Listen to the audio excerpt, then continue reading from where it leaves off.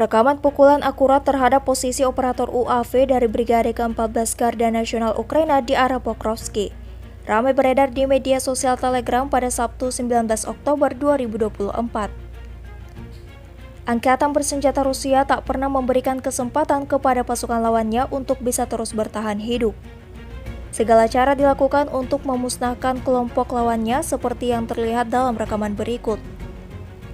Operator UAV Rusia berhasil mendeteksi pergerakan musuhnya dan peralatan militer yang disamarkan. Imbasnya, kerugian baru harus diterima Angkatan Bersenjata Ukraina.